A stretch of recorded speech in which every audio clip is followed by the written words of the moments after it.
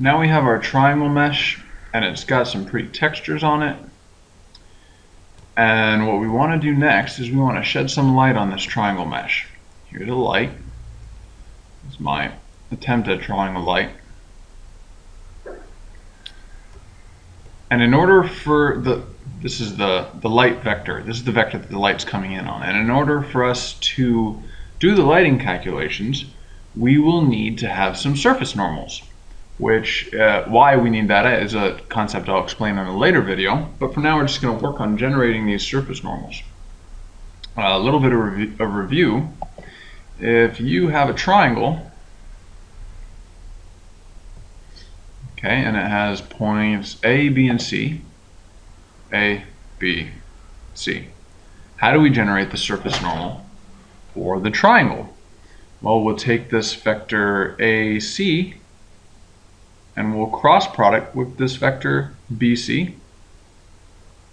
Okay, and that will give us the surface normal, which is a vector that is unit length. That's why it has a little hat, and it's perpendicular to the normal, to the surface of the plane.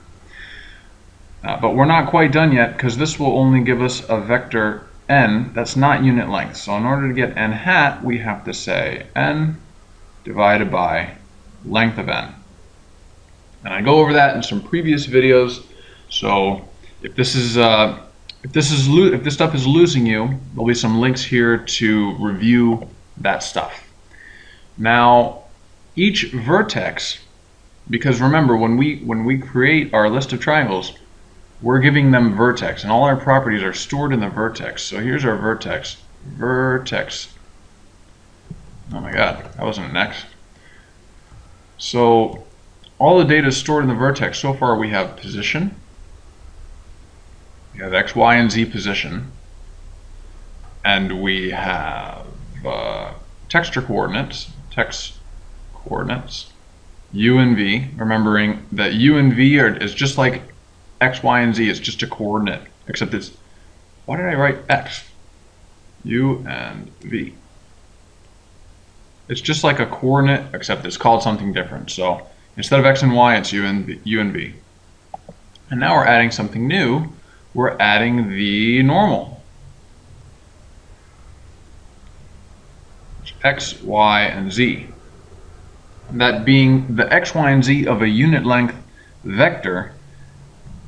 So this vector right here, for example. So the question is, what vector to use as our normal? Because we don't have the normal for the point in the surface at the vertex of our triangle. We only have it for the triangle as a whole. If this were a curved surface that we're approximating with our triangle mesh, then the normal is going to be slightly different everywhere. But for now, we're just going to use the normal of the triangle for the vertex normal. So let's take a look and see how that will work. I have a triangle mesh like this. This is a side-on view. We have triangle A and triangle B. And there are 4 vertices involved here. Because 2 of these triangles, this triangle B has a vertex B1 and B2, and this triangle A has a vertex A1 and A2. And A2 and B2, they both share the same position, but they are in fact separate vertices that just share the same position. So this is one way to build your mesh. And so they have the same position, they may have the same text coordinates as well, but they're going to have different normals, because A2 is going to have the normal from triangle A, and B2 is going to have the normal from triangle B. So let's see how that looks. Here's the normal from triangle A. It sticks directly out at a right angle like this, and here's the normal for triangle B. It also will stick directly out. So this is the normal of A and normal of B. Now we're just going to use the same normal for all of our vertexes. So this same normal All these arrows are pointing in the same direction. And then for B2, we're going to use B's normal. There you go. So you can see there's going to be a slight problem here. As we're calculating the lighting for these two triangles, we're going to use the normal for triangle A, the normal on this face is same everywhere. But then when you get to this point where A2 and B2 are, you're going to abruptly switch over to using the other normal, and now we're using the normal for triangle B. So that will cause a discontinuity in the lighting simulation right there, where A2 and B2 meet. You'll have a discontinuity. And you may want that, or you may not. Maybe you have a corner, or the corner of a desk or the corner of a wall where you want that sort of discontinuity in your lighting, or maybe that's just your art style. You like to see all the individual triangles, or maybe you want to smooth that out. So let's take a look and see how we would do it if it were smoothed out. I'll draw another triangle mesh here in a slightly different color apparently, and no, maybe that's the same color. I can't tell. So now these two are going to share a vertex right there. You're going to share a vertex, and it's going to be the same normal. So we're going to have a vertex A and B, little b, and little c. So there'll only be one normal here, and as we say the normal here faces this way, and the normal here faces this way, and the normal here faces that way. The normals are no longer perpendicular to the triangle. Now each vertex of the triangle has a different normal, and the graphics hardware will automatically interpolate. As you move along the triangle, it'll take the average of each vertex so that you have a smooth transition from triangle A to triangle B. So the question then is what vertex to use, what normal to use for triangle B. We're not using A, we're not using B, we're actually using the average of A and B. So if this right here is the normal for little b, then how do we calculate that? Actually, it should have a hat. It should be unit length normal.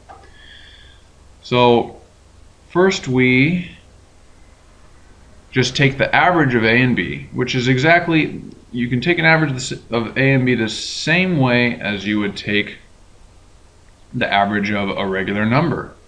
Because if you remember average, that's just an addition, and then divide by 2. Add the normal for triangle A and the normal for triangle B, add them up and divide by 2, which has another little problem.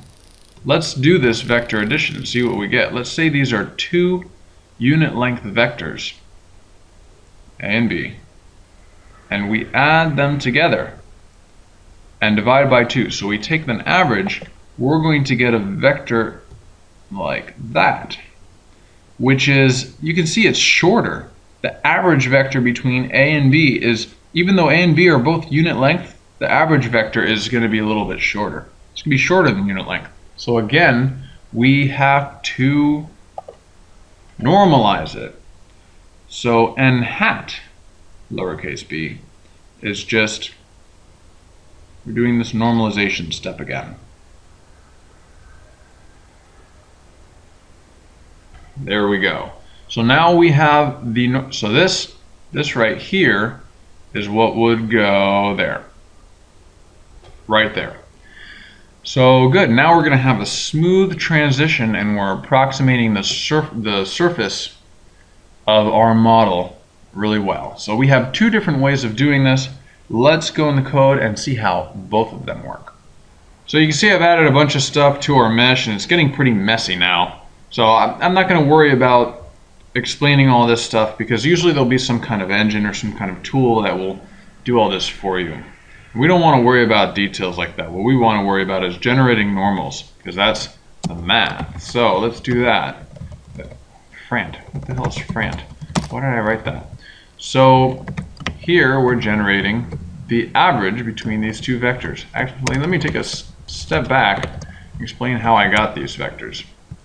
what I've done is I've created a mesh with two faces, and they're going to meet at a corner. You'll see that soon. And so one face faces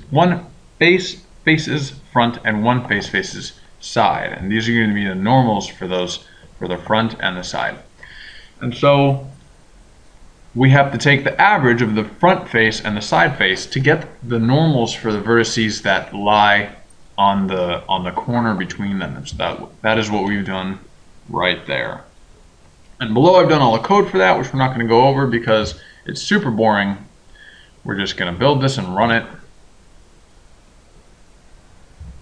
There we go. Now we're in game. Let's get a little closer here so we can see the action. So you can see that there are invisible back faces. Fun. So you can see there are two abrupt corners here in our mesh, but the way that it's shaded, the one on the right, you can see there's a very smooth transition from light to dark over that corner, whereas the one on the left, it has the vertices that share the normal with the face, and so you have that abrupt transition like we mentioned before. On the left, that is called a crease, and on the right, that is called smooth. And the right is where we took the average of each face and assigned the vertices there to the average normal. And so you get that smooth transition. And again, this just depends what you want to do with your model. If you have like a character's body, like an alien or something, and they have all this weird stuff, no sharp edges though, except maybe the points of their teeth, those are sharp, but the rest of them is going to be smooth. Whereas if you have the edge of a table or a wall, or where the floor meets the ground, or the edge of a sharp weapon, something like that, that you would crease like you see on the left. So that's it for normals. I'll see you next time.